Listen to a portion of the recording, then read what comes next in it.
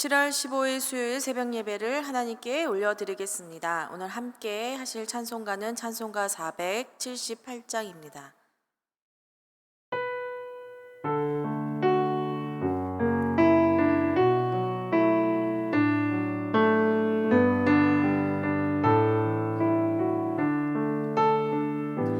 참 아름다워라 주님의 세계는 저 솔로몬의 옷보다 더 고운 백합화 주 찬송하는 저 맑은 새소리 내 아버지의 지으신 그 솜씨 깊도다. 참 아름다워라 주님의 세계는 저 아침에와 저녁도 밤하늘 빛나며 망망한 바다와 늘 푸른 몽우리 다 주 하나님 영광을 잘 드러내도다. 참 아름다워라 주님의 세계는 저 산에 부는 바람과 잔잔한 시냇물 그 소리 가운데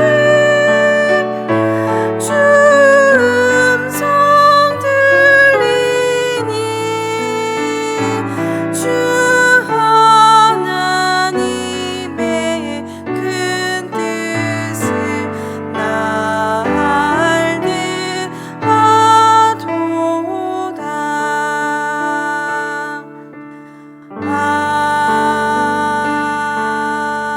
아멘. 오늘 우리들에게 주신 하나님의 말씀은 시편 147편의 말씀입니다. 시편 147편 1절부터 20절까지 함께 말씀을 읽겠습니다. 할렐루야. 우리 하나님을 찬양하는 일이 선함이여 찬송하는 일이 아름답고 마땅하도다. 여호와께서 예루살렘을 세우시며 이스라엘에 흩어진 자들을 모으시며 상심한 자들을 고치시며 그들의 상처를 싸매시는도다. 그가 별들의 수요를 세시고 그것들을 다 이름대로 부르시는도다. 우리 주는 위대하시며 능력이 많으시며 그의 지혜가 무궁하시도다. 여호와께서 겸손한 자들은 붙드시고 악인들은 땅에 엎드려 뜨리시는도다. 감사함으로 여호와께 노래하며 수금으로 하나님께 찬양할지어다. 그가 구름으로 하늘을 덮으시며 땅을 위하여 비를 준비하시며 산의 풀이 자라게 하시며 들짐승과 우는 까마귀 새끼에게 먹을 것을 주시는도다. 여호와는 말의 힘이 세다 하여 기뻐하지 아니하시며 사람의 다리가 억세다 하여 기뻐하지 아니하시고 여호와는 자기를 경외하는 자들과 그의 인자하심을 바라는 자들을 기뻐하시는도다. 예루살렘아 여호와를 찬송할지어다. 시온아 내 하나님을 찬양할지어다.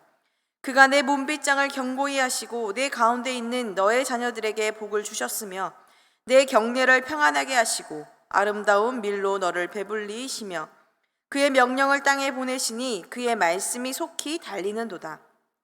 눈을 양털같이 내리시며 서리를 재같이 흩으시며 우박을 떡 부스러기같이 뿌리시나니 누가 능히 그 추위를 감당하리요. 그의 말씀을 보내사 그것들을 녹이시고 바람을 불게 하신즉 물이 흐르는도다. 그가 그의 말씀을 야곱에게 보이시며 그의 율례와 규례를 이스라엘에게 보이시는도다.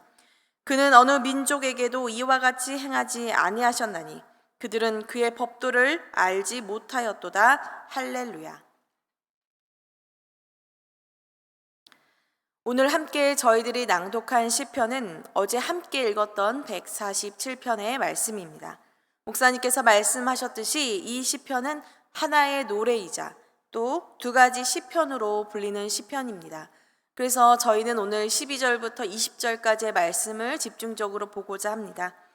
하지만 이 시편은 사실은 결국은 하나의 노래이기 때문에 이 시편이 우리들에게 주는 메시지는 바로 우리들에게 베푸신 하나님의 은혜를 찬양하고 또 감사하라라는 그 점에서는 동일한 말씀입니다. 그래서 다시 한번 1절의 말씀을 다시 한번 보면 시인은 이렇게 노래하고 있습니다. 할렐루야, 우리 하나님을 찬양하는 일이 선함이여 찬송하는 일이 아름답고 마땅하도다 라고 말입니다. 여러분, 하나님의 백성으로서 가장 선하고 아름다운 일을 하는 것은 무엇입니까? 당연하고 마땅히 해야 할 일은 무엇일까요? 만약 누군가 이렇게 질문한다면 이 시인은 분명하게 이렇게 대답하고 있습니다. 그것은 바로 하나님을 찬양하는 일이다 라고 말입니다. 사랑하는 여러분, 하나님을 찬양할 수 있는 마음, 온 삶을 통해 감사할 수 있는 것은 하나님의 백성에게는 너무나도 당연하고 선하고 아름다운 일임에 틀림이 없습니다. 그 이유는 어제 우리들이 함께 나누었던 것처럼 하나님께서 이스라엘에게 그리고 우리들에게 베푸신 그 사랑이 너무나도 크고 감사하기 때문입니다. 그러나 여러분, 우리들이 하나님께 드리는 찬양은 하나님이 우리들에게 보여주신 어떤 특별한 사랑의 증거 때문에 부르는 것은 아닙니다. 우리가 하나님을 찬양하고 찬양할 수 있는 진짜 이유는 바로 우리가 하나님을 찬양하는 존재로 지음받았기 때문입니다. 이사야 43장 21절에 여러분이 자주 또 유명하게 들으셨던 말씀이 있습니다. 그것은 바로 이 백성은 내가 나를 위하여 지었나니 나를 찬송하게 하려 함이라 라고 한 말씀입니다. 이 말씀을 통해 본다면 우리는 찬송하도록 지음받은 존재임을 하나님께서 알려주고 계십니다. 그리고 그 의미는 바로 우리가 하나님을 찬양할 때 가장 우리다워진다는 고백이기도 합니다. 내가 가장 나다워지고 아름다워질 때는 언제인가? 바로 하나님의 은혜를 깨닫고 찬양하며 하나님 한 분만으로 기뻐하는 모습, 바로 그것을 말합니다. 저는 우리가 바로 오늘 이 선하고 아름답고 마땅한 일, 바로 이 하나님을 찬양하는 일에 우리의 마음과 삶이 회복되기를 소망합니다. 하나님의 자녀로서 마땅한 이 축복된 일에 바로 오늘 우리가 이 고백을 통해 동참하기를 원합니다. 그래서 하나님 역시도 11절에 이렇게 말씀하셨습니다. 여호와는 자기를 경외하는 자들과 그의 인자하심을 바라는 자들을 기뻐하시는도다 라고 말입니다. 하나님을 예배하는 우리들의 모습, 그리고 하나님의 사랑을 바라는 바로 하나님의 백성의 모습을 하나님 역시도 기뻐하신다라는 것입니다. 그래서 오늘 이제 이 11절의 말씀의 시인은 다시 우리들에게 이렇게 고백하고 또 우리들에게 노래하고 있습니다. 예루살렘아, 여호와를 찬송할지어다. 시온아, 내 하나님을 찬양할지어다 라고 말입니다. 여러분, 여기서 예루살렘과 시온은 무슨 뜻입니까? 여러분, 이것은 문자 그대로 하나님이 임재하시는 바로 공간이자 이스라엘 백성의 중심, 그리고 흩어졌던 이스라엘 백성들이 다시 돌아와 건축하고 그들의 삶을 회복하게 된 바로 영적인 뿌리를 가리키고 있습니다. 그러나 여러분, 이것은 단순히 이스라엘 땅에 있는 장소의 개념만을 의미하는 것이 아니라 바로 이스라엘 자신을 가리키기도 합니다. 아까 말씀과 연결 짓는다면 하나님의 임재가 있어야 할 곳, 하나님의 형상이 회복되어야 할 곳, 그리고 하나님의 찬양이 울려 퍼져야 할 곳, 바로 이스라엘 자신을 가리킨다라는 것입니다. 포로기를 지나 예루살렘 성전이 하나님의 은혜로 다시 세워지고 그곳에 다시 하나님을 향한 찬양이 울려 퍼지게 된 것처럼 이스라엘과 그리고 바로 이러한 우리들 역시 바로 하나님의 하나님의 임재가 있어야 할 곳, 바로 그 영적인 뿌리의 삶이 바로 저와 여러분에게도 다시 견고히 세워져야 한다는 것입니다. 바로 이것은 우리가 하나님을 다시 찬양해야 한다라는 것을 동일하게 말해주고 있기도 합니다.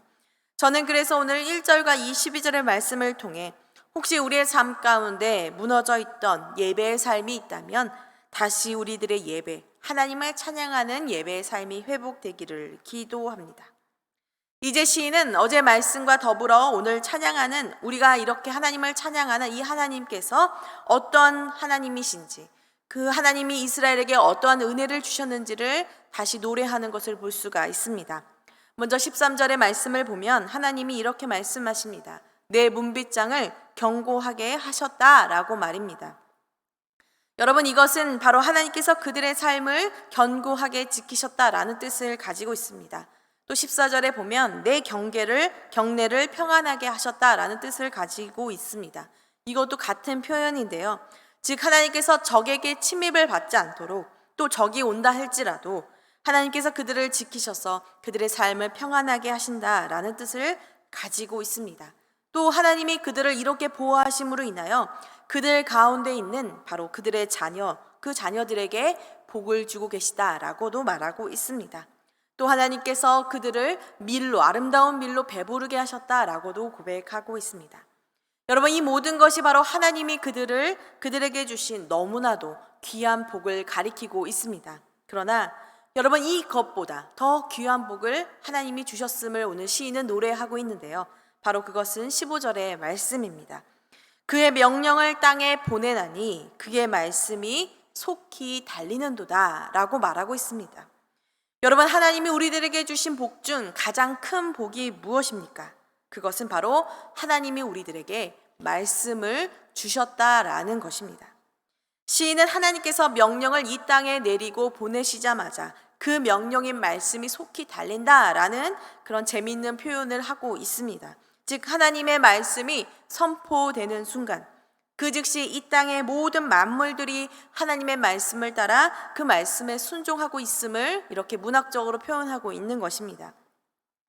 어제 비와 구름과 같은 자연의 모습을 말씀해 주셨던 것처럼 오늘 16절과 17절에도 또 그와 같은 현상을 이야기하십니다.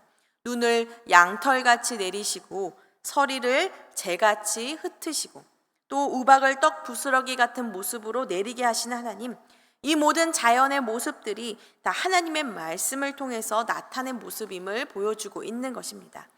그런데 시인이 눈, 서리, 우박을 이야기하면서 또 이런 말씀을 덧붙입니다. 누가 능히 그 추위를 감당하리요 라고 말입니다. 여러분, 이 말씀을 통해 시인이 말하고자 하는 것은 무엇입니까? 바로 누가 이 추위를 감당하리요 라는 말처럼 바로 하나님이 이것을 일으키셨다라는 바로 하나님의 절대적인 힘을 말하고 있습니다. 이 자연을 이끄시는 하나님, 인간은 절대로 감당할 수 없는 바로 이 자연을 바로 하나님이 다스리신다라는 것을 바로 말씀을 통해 보여주고 있는 것입니다.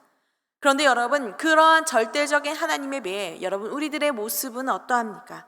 이 추위 앞에 한없이 약한 존재임을 하나님은 말씀하시고 또 시인은 그렇게 말하고 있습니다.